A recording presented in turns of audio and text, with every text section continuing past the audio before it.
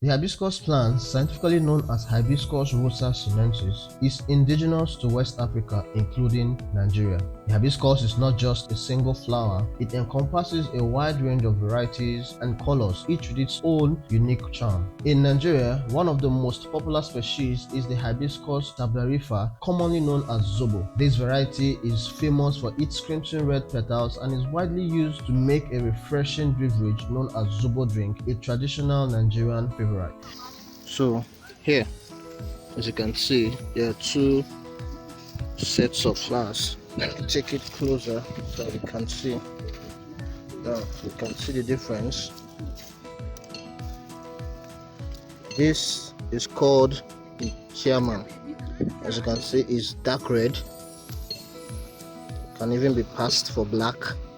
As you can see, this is the chairman, and it's the best quality of hibiscus flower. And one characteristics you see is easily broken, very easily broken. That's how you know the chairman, and it's darker. Then we have here the counselor, as it's called. As you can see, it's lighter in color. It's lighter in color, and it's harder.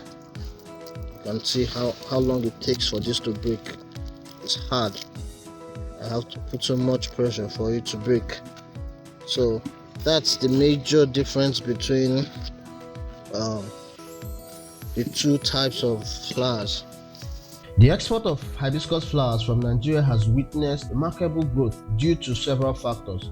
Firstly, Nigeria's favorite climate, particularly in the northern regions, provide an ideal environment for the cultivation of hibiscus. The plant thrives in tropical and subtropical climates, and Nigeria's weather conditions with distinct wet and dry seasons are conducive to hibiscus cultivation. Secondly, hibiscus flowers have a broad range of applications, including the production of herbal teas, cosmetics, and even pharmaceuticals. The increasing global interest in natural and herbal products has boosted the demand for hibiscus, driving its exports. Nigerian hibiscus flowers find their way into international markets across the world, with key export destinations including the United States, Germany, the United Kingdom, Saudi Arabia, and the United Arab Emirates. During the export of hibiscus flower, an important phase is the sorting and cleaning phase. This is carried out to ensure the flowers are cleaned to the required standard for export. Sorting can be done using machines or manually. For manual sorting and cleaning, the first step is the sieving of the flowers. Sieving separates the flowers from the dust and impurities. The flowers are sieved in batches and passed on to the next pressing for sorting.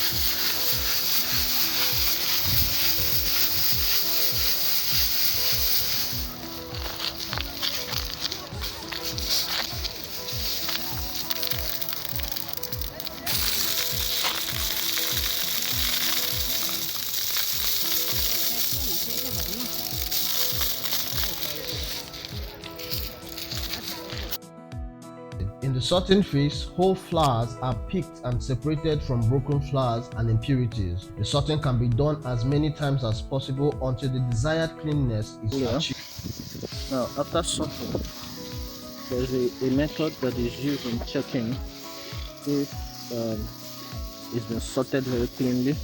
So what you do is you make a little hole, as you can see. Now, this is clean, and whatever impurities that you see is picked. So basically you do that like randomly to check. You see, there are less impurities here too. Okay, and this is how you know if it's been sorted clean. Once sorting is completed, the flowers are bagged and you must be physically present to inspect each bag as they are, each of the bags. Now, as you can see, while they pour into the bag, you have to also scatter through to see if there are impurities and remove them. Like I said, the whole idea is to get less impurities in the bag. This is the final bag, and this is what the client receives. So as much as you can, while they are doing that, you inspect. Now there's a method that is used in scooping. When taking, after sorting, once you're scooping to the bag, you don't scoop from under.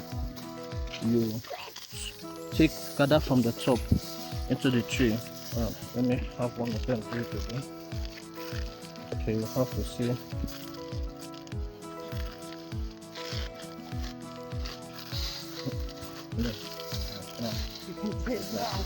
So you see, I had to stop her because if I had allowed her, she will scoop, which is not allowed. When you scoop from down, you scoop more dust and more impurities.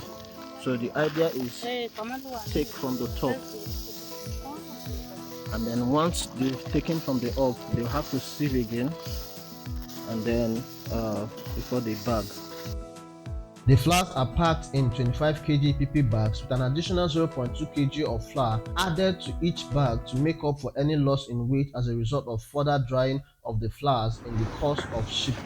After bagging and weighing, the bags are sealed with a hand sealing machine and loaded to a truck for transportation to a storage facility where other export processes like inspection, preparation of container, and loading onto a container are observed.